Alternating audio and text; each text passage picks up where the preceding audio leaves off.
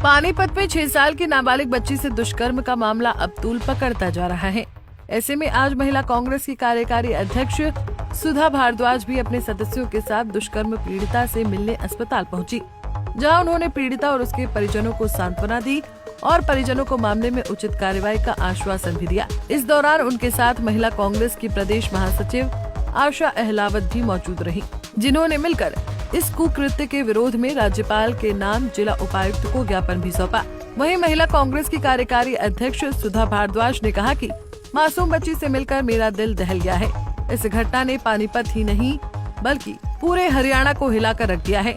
आज हरियाणा में लड़कियां न घर में सुरक्षित हैं, न घर के बाहर और न ही स्कूल में। पानीपत में हुई इस भयावह घटना से महिलाओं में दहशत का माहौल है। वहीं प्रशासन की कार्यप्रणाली पर भी सवाल उठ रहे हैं, जिसके चलते हमने मामले की फास्ट ट्रैक कोर्ट में सुनवाई और दोषियों को फांसी की सजा देने की मांग की है।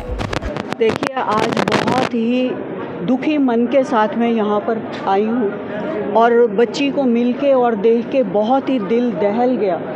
और ये सिर्फ पानीपत की बात नहीं है, पूरे हरियाणा के दिल को झंझोड़ के रख दिया है इस घटना ने। आप देख सकते हैं कि ये वही देश है जहाँ पर कि बच्चियाँ पूजी जाती हैं, नारी की पूजा होती है।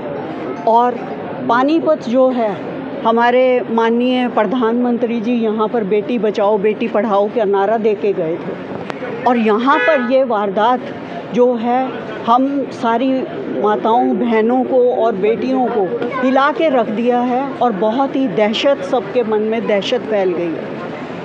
ना बच्ची घर में सुरक्षित है, ना स्कूल में सुरक्षित है, ना सड़क पे सुरक्षित है। तो ये क्या प्रशासन है, क्या शासन प्रशासन का क्या हाल है जो इस तरह की घटनाएं आए दिन ये वारदात हो रही हैं। आप कह रहे हो मैं पहली बार नहीं आई, उससे पहले भी जब खेतों में यहाँ पर हमारे वो हुआ था, डेरे पे हुआ था, तो तब भी मैंने यहाँ पर प्रदर्शन भी किया था, मेमोरेंडम भी दे के गई थी और 3 दिन मैं यहाँ पे रही थी उस वारदात में भी। जब भी कोई ऐसी घटना होती है पूरे हरियाणा में, हम लोग महिला कांग्रेस हमेशा उन बच्चियों के साथ और उनकी आवाज़ बन के सरकार को जगाने का काम करते हैं कि सरकार जागे, हमारी बेटियों की सुरक्षा हो।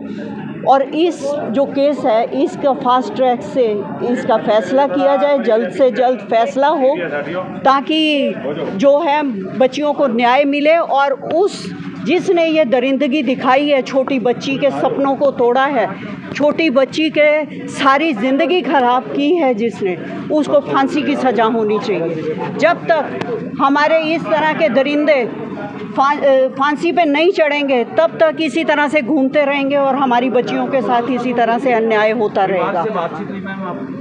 बातचीत हुई है, वो बहुत दहशत में है बच्ची, वो लोगों को देख के ही डरने लग गई है। आप ये सोचिए कि उसकी ज़िंदगी कैसे बीतेगी, जो अभी तो बचपन उसका चल रहा है, शुरू ही हुआ है बचपन, और उसमें उसकी ये हालात है, पूरी ज़िंदगी वो कैसे गुजारेगी और किस तरह से वो नॉर्मल ज़िंदगी अपनी गुजार सकती है। तो शर्म आनी चाहिए शासन को भी और प्रशासन को भी, उनको जवाब देना चाहिए इस बात का। और महिला आयोग कहाँ पर है?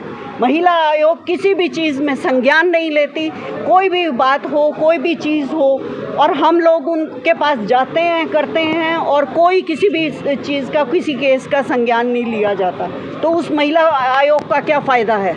हमारी बच्चियाँ इसी तरह से रोंती जाएंगी, इसी तरह से वारदात होती रहेंगी। अभी नूह में देखिए किस तरह से सरेआम लड़की के साथ उस पे बोतल से वार किया गया और उसको जख्मी किया गया। हमारी जिला अध्यक्ष, नूह की जिला अध्यक्ष दिल्ली में थी, उस पे चाकू से वार हुआ।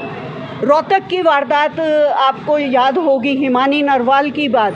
तो आए दिन ऐसी घटनाएं। अभी रिवाड़ी की बात बताऊं, रिवाड़ी में इस तरह से 14 साल की जो बच्ची है, 8वीं क्लास की बच्ची है, वो प्रेग्नेंट पता लगा माँ बाप को 22 तारीख को, 20 तारीख को वो पता लगा। तो ये क्या चल रहा है हरियाणा में, क्या हो रहा है? और हम तब तक चुप नहीं रहेंगे जब तक इसका इंसाफ नहीं होता और जल्दी से जल्दी फैसले नहीं लिए जाते।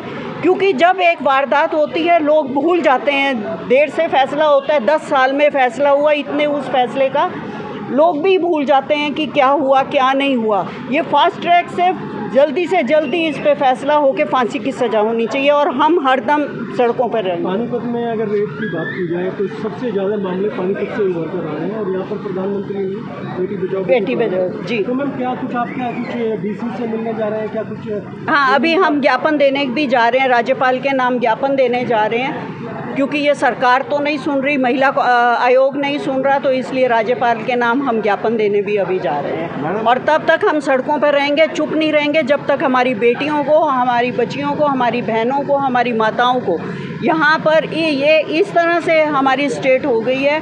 तीसरे नंबर पर महिला उत्पीड़न में हरियाणा है और जब तक इसका फैसला नहीं होता तब तक हम चुप नहीं बैठेंगे। इस तरह से छोटी बच्चों के साथ भी जैसी घटनाएं हुई जी, लोगों की मानसिकता मानते हैं सरकार की नाकामी। मानसिकता इसलिए है जबकि सरकार उन पे कार्रवाई नहीं करती और उनको डर ही नहीं रहा, ना प्रशासन का डर रहा, ना शासन का डर रहा, डर ही नहीं रहा उनको, तो इस वजह से ये वारदात हो रही है। जैसे कि आपने देखा कि बहुत सारे केसेस में बीजेपी के नेता जो हैं वो ही लिप्त हैं और उनको संरक्षण दिया जाता है, तो सभी के हौसले बढ़ते हैं कि जब उनको कुछ नहीं हुआ तो हमें भी क्या होगा। ये इस वजह से ये वारदात हो रही है। डीसी साहब ने आश्वासन दिया है कि ये इस पे फास्ट ट्रैक कोर्ट में इस तरह के केसेस डाले जाएंगे और आगे से ध्यान रखा जाएगा। जो अपराधी प्रवृत्ति के जो आदमी है वो ज़्यादातर हमारे बाहर से आए हुए हैं। जो मामला है वो अपराधी भी यहाँ का नहीं, हरियाणा से, और जो लड़की के साथ रेप हुआ है वो भी हरियाणा से नहीं है, वो यूपी से हैं, लेकिन उन पे सख्त से सख्त कार्रवाई होगी, ये आश्वासन दिया गया। मैं प्रदेश महासचिव आशा अहलावत एडवोकेट हूँ सोनीपत से, और सुधा मैडम जी हैं जो वो अध्यक्ष हैं हरियाणा की महिला कांग्रेस की, और बाकी बहुत सारी टीम आई हुई है, काफ़ी सारी लेडीज़ हैं सारी महिला कांग्रेस से।